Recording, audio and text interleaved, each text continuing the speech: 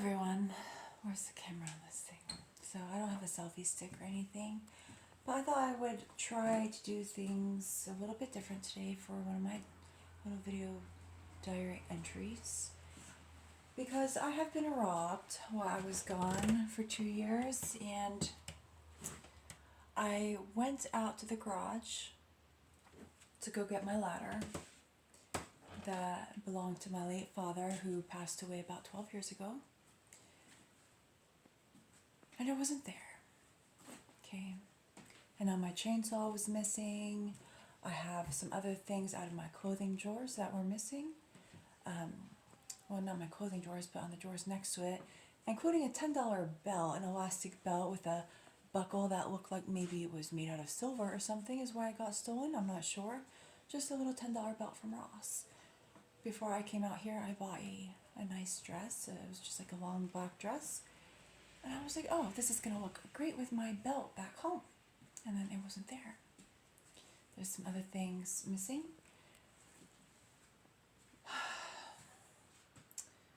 And I know what some of you guys are going to say, because you're like, oh, lady, you're too close to the road. You're going to get robbed in the zombie apocalypse, all this good stuff. But the thing is that a lot of you all need to realize that it's generally going to be the people close to you that you know that rob you, which is what happened to me. So the reason why I was going to look for my ladder is because I wanted to go ahead and bring it inside so that I could start to get ready to prime the ceiling of this place. And now that ladder, the thing that kind of put me over the top, I mean, having to replace my, $350 chainsaw from as a steel chainsaw made me pretty upset. But the thing about the ladder is that when I was a little girl, it's like this modular ladder where you can like change the way that the ladder bends and all these crazy shapes and stuff like that. So my father used to set up that ladder in the backyard. And he would like turn it into like a little monkey bar set when I was a little girl, and then we could do like these little monkey bars across the ladder. That was my dad's ladder, and it's gone. So I did talk to the neighbor, because I had heard from somebody else that he may have told some people that my house had been foreclosed on and was like getting taken by the bank or something like that, which is not at all the case. And so I was like hoping like, oh well, maybe it's just that. But I kind of know, I've known who it is, and it's somebody that I was trying to help out, who was having a really difficult time financially, somebody that I've known for years, and was needing a place to park his camper. And so I was going to let him park his camper for free on my property, and he did end up moving his camper here, but then was only here for a couple days. And the reason why I let this person was going to let this person stay on my property for free is his friend who introduced me to him, who is actually a really stand-up person, has been the person mowing my lawn and keeping my basement unflooded and all these good things. And his friend hunts a lot and would like bring me like venison, and also does butchery for people, and like bring me pork, and then I would like come bring him and his wife and his grandkids like apple pies, like homemade apple pies and stuff from the apples in my orchard. And it's just been, I've been really blessed to know those people, and I was trying to pay forward what all the help that they've been giving me, because even though I had given him some money when I first left to look after the place, he refused to accept any more money for mowing my lawn and stuff like that. And I told him that he could hunt off of my property and stuff like that, because the deer here are actually really great, because I've got a lot of fallen deadwoods and stuff in my wood lot, so I get tons of deer. And anyways, it's really awkward for me because I really do respect this other person, and I don't really want to talk to him about this situation with his friend robbing me, but it's going to have to happen. I'm going to go to the pawn shop, and fortunately one of the things that was stolen from me was a little special gift set that could have been perceived to have some resale value at a place like a pawn shop, and the person didn't take the box. And it's a very kind of niche item, so it's funny because just being the person who still has the box that those items came in will be enough to demonstrate that yes, these items belonged to me and I was robbed. So now this person, besides robbing me, you know, he moved his camper onto my property, and I've been like had just like a friendship, nothing romantic or anything with this person for years, and you know, banter. It's just been like pretty low key situation.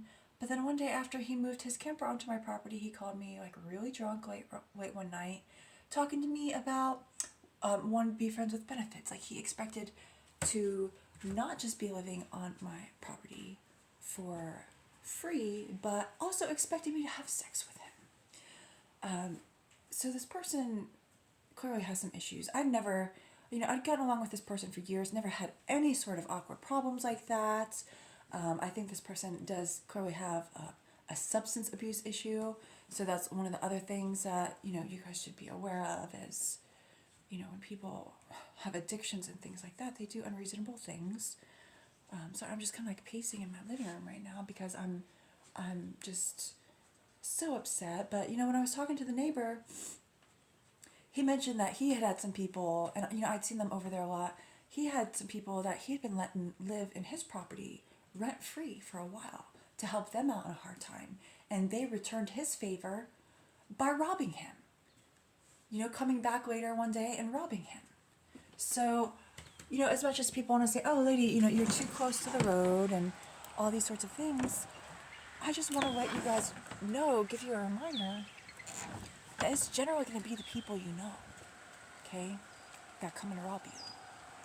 And even though I am, you know, close to the road, I do want to start a plant nursery here, and I want to be selling my ducks and my geese and things like that. And so the road kind of helps give me a little bit of a place to advertise the things that I have for sale and just have people who are driving by come buy some things from me, because I'm mostly just wanting to sell locally for a while. Now I'll talk about it a little bit more later, but I think that some people, you know, they get caught up in the survivalist kind of mentality, because we are living through very difficult times right now. These are strange times. It is very good to be prepared in different ways, but I just want to put a word out there for people that, you know, it's not good to live in a place of fear where all the things you're doing are revolving around a place of fear and insecurity. And my ethos is really to build up resiliency and to then, with that resiliency, kind of like build up a foundation for thrivalism. You know, I do not consider myself a survivalist. I consider myself somebody who wants to be a thrivalist, and my plant nursery and propagating geese and things like that plays into that, because I've talked to people about this a lot on different platforms about thrivalism, and it's not just empty rhetoric that I am like trying to tell other people to go do. It's like it's kind of how I want to be living, and that's what I'm trying to do right now. So anyways, I don't know if you guys can see my little space down there. I'm not aiming this thing right, but I have not been able to plant any of my beans today. Wow, I feel like I look kind of rough, but maybe you guys can see my gray streak. Look at my gray streak coming in nice. My daughter's going to be a little bit disappointed if she watches this video, because I haven't actually, well, only once. I've only brushed my hair once since I left the West Coast weeks ago, even though she had even bought me a new hairbrush after my other one got like lost or something. But I unpacked my hairbrush and I haven't been able to find it since. So even when I'm doing my hair wash in my baking soda tub, it doesn't work out quite well. So sweetheart, I'm sorry, it's just a little bit of a mess. But I didn't bring in my wheelbarrow yet. My rows here, my divots, I am gonna maybe even in this wet weather try to go through there. And since I don't have like heavy machinery that I have to get through here, it's a little bit different. I just have my feet that are going to be packing the dirt a little bit. But sorry for the low video quality on this in general. I was up until 2 in the morning working on the countertop stuff last night, and then I woke up, I was blessed to be able to wake up late this morning, and I guess that's one thing that not having any roosters yet has kind of helped me out with. But yeah, I was so just beside myself to find my ladder missing. And the thing that got me, I was like, well, is if this was like a normal person or somebody who had friends to help them rob me, they would have surely taken my laundry machines, which are quite nice and have value, you know, like resale value. So the fact that they did not take my laundry machine, I feel like just makes me more and more certain that it is this person, because this person had even mentioned to me their money problems. And I don't know, like, was he expecting me to give him money on top of like letting him live at my place for free, on top of expecting me to have sex with him? And I'm just like, dude, you got it all wrong, because I have a man. Okay. Like, what are you talking about? But anyways, it's just a lot. I just wanted to remind you guys too that it's always going to be the people that you know. Okay? So this is why you don't, like, if you're building up, you don't want to be just like a hoarder. The thing about building up resiliency is you can build up resiliency not just for yourself but for your communities. And I think it's good, if there is more societal breakdown, it's always good to have value to your communities, because then you're going to have people that, first of all, are interested in helping defend you if they need to.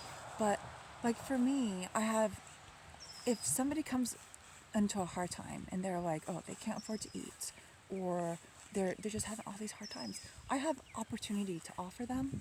And it's kind of what I try to do is like, okay, like people want more flower beds, they want bigger gardens. It's like I try to help not just build up for myself, but give other people an opportunity to build up their own resiliency.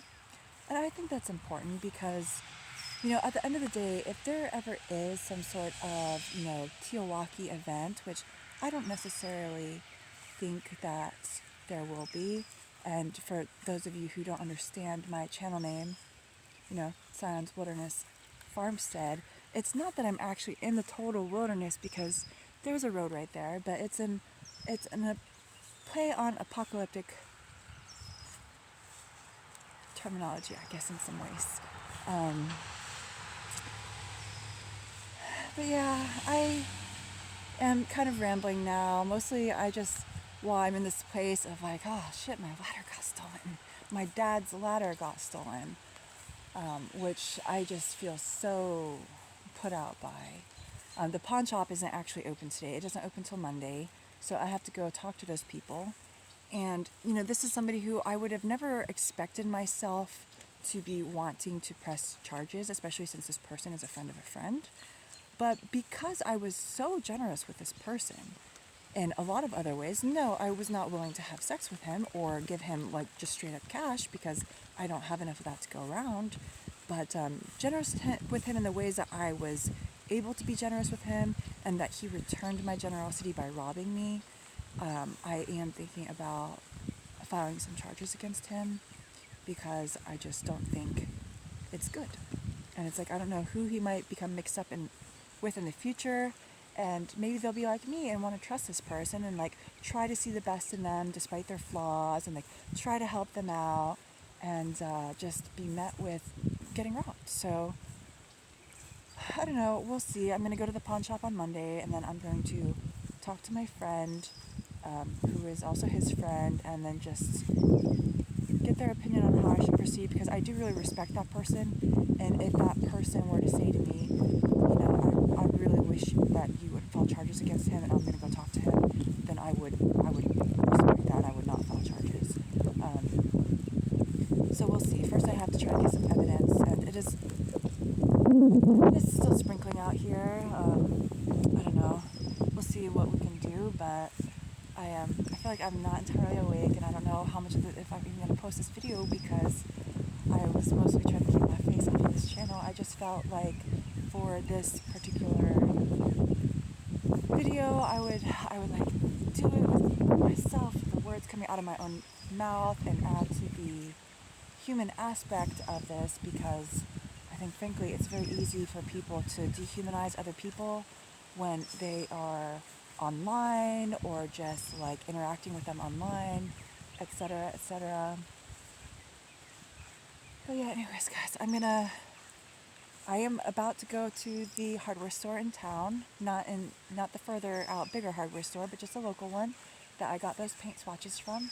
And I'm about to get myself some paint mix today. And now the stuff that I put on my countertop, that is this indoor-outdoor stuff that was recommended to me by an employee at the Home Depot, who seemed to be actually like very much a professional in her field. Like she goes to other stores, so she's like a paint department like managerish type of professional lady. I don't know, but this stuff is not really what I was expecting, and not in a bad way. It's super thick, which helps fill in some of the holes and everything. Um, I'm not sure if it's sandable, so I could have buggered that up because I should have checked, but I'm so exhausted. I didn't, you know.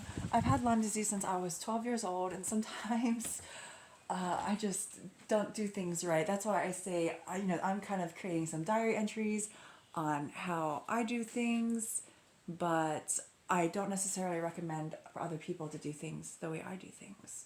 So I got into this little nook here. I don't know if I can change my camera view mode while I'm doing this, but it's really thick stuff, and even though I have extra, I'm not convinced that it's going to be enough to do this whole ceiling, and it's not really the right product to put on my ceiling as a primer. So I'm going to, not be a total screw up, but I'm going to go get the right product to prime my ceiling in. And I'm debating on whether or not I'm going to prime the walls. We'll see. I might just start with the ceiling and then just paint the walls. But I'm going to go ahead and get my primer and sealer in town, and I got to look for a ladder. I have this really, really deep prayer that the pawn shop might still have my dad's ladder. I have this really deep prayer because that ladder is actually very special to me. I feel like deeply aggrieved. Like the chainsaw is like one thing, and it's funny because my dad also had a steel chainsaw that was like exactly like the one that I had bought, and somebody else who was a family member stole that from me. I never got the option of keeping my father's chainsaw. Somebody else helped themselves to it before I was able to get into town after my father passed away. But anyways, my whole kitchen area is a disaster, but what I'm probably going to do for today is like the tallest thing that I have is my little kitchen table counter thing.